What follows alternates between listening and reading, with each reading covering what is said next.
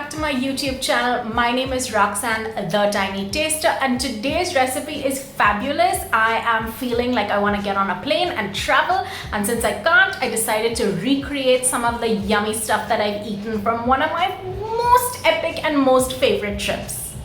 So about 2 years ago, I did this fantastic trip to Austria with my sister. We went to Vienna, we went to Salzburg, we went to Innsbruck.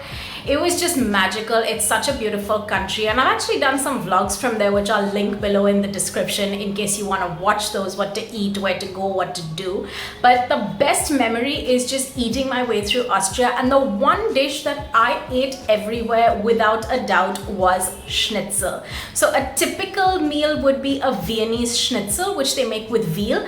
I don't have access to that right now, so I've done a chicken schnitzel or a chicken version, which you also find in Austria, though it's not the most traditional. So this recipe, I've tried to recreate a chicken schnitzel, well, my version-ish. I've tried to keep it as authentic as possible. And they also serve this amazing potato salad. It's like a side dish of sorts. So simple and so good. So I've recreated both those. I'm going to split the recipe in 2 parts. I really hope you enjoy it. If you do, make sure to give me a big fat thumbs up. Make sure to like the video, subscribe to this channel. It always helps, and leave me your comments. I always want to know what you think, if you like this or not.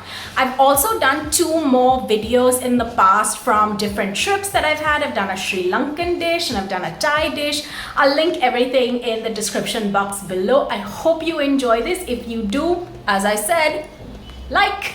So without further ado, let's get cooking. So I'm going to split this recipe into 2 parts. We're going to start with the potato salad. To begin, you're going to need some potatoes, which we will boil later. You'll need some vinegar. I've used apple cider, but white wine or any vinegar will do.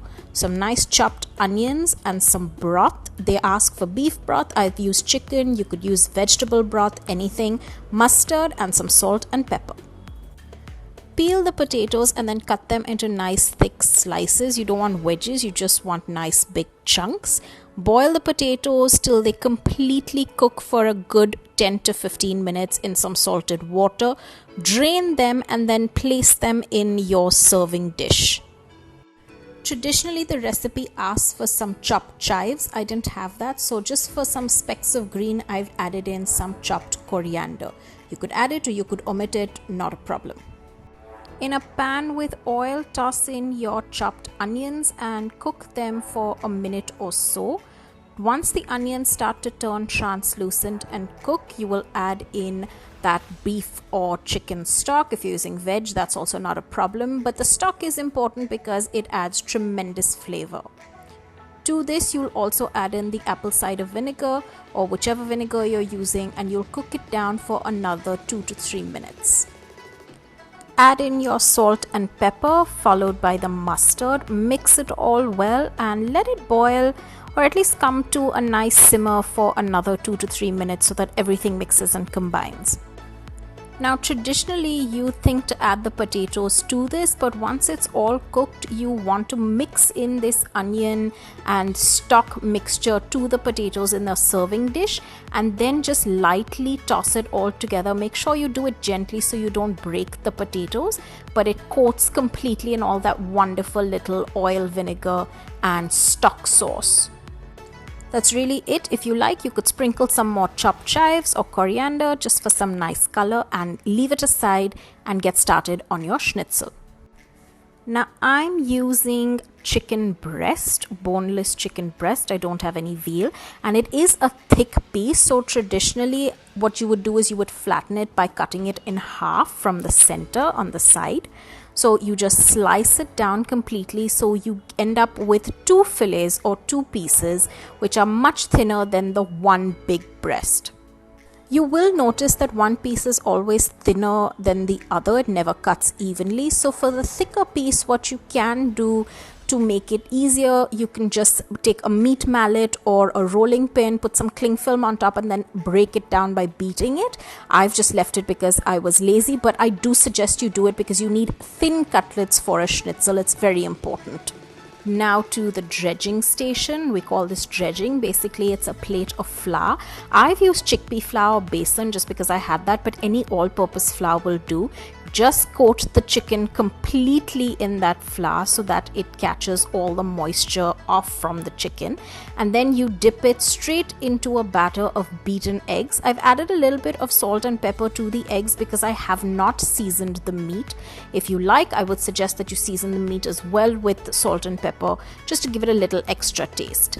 And then once the chicken is coated in that egg batter, you will add it into a plate of breadcrumbs so it coats completely and gets a nice thick covering. There you go. That is what your chicken piece should look like. It's a nice big fillet of chicken that is coated in this breadcrumb, all ready to be fried. Add a shot of oil to your pan. It doesn't have to be too much, you're not deep frying it, and place the chicken down inside and cook this on each side for about 2.5 minutes or so. If your chicken cutlet is thin, this will cook very fast. Boneless chicken doesn't take time to cook. If it's going to be a thick cutlet, please make sure to cook it longer because otherwise the chicken will be raw. I do suggest sometimes covering this with a lid. It might be easier.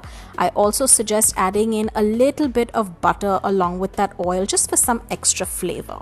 As the chicken cooks, you'll see it turning a nice golden brown. Make sure you don't burn it like I did. It's not really recommended, but once it cooks evenly on both sides for about 2.5 minutes, you could just take it off and then get started on your next cutlet. I don't know if you can tell, but the second one is much thinner than the first one, so it definitely cooked much faster.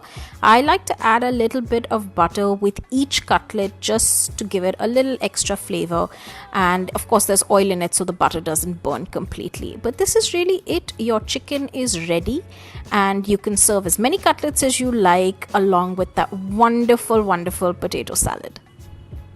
Do not underestimate this potato salad. It might not look very good, but it tastes amazing. And along with this nice crumb fried golden chicken cutlet, it is a match made in heaven. I kid you not, I spent all my time in Austria eating this. They serve it with a wedge of lime, so I've added that as well. It's just wonderful to squeeze over the chicken and then just deep dive into this. They don't always serve this with anything green or any veggies, so I haven't added that, but you could add a nice little side green garden salad to it. It would just enhance this dish. So I hope you enjoy this recipe. I hope it gives you a glimpse of what I did all through Vienna, Salzburg and Innsbruck, and if you want to check those vlogs out as well, I'll link them down below in the description box. I hope you've enjoyed this video. If you do, as always, don't forget to give it a big fat thumbs up, like the video, subscribe to the channel, and I'll see you soon.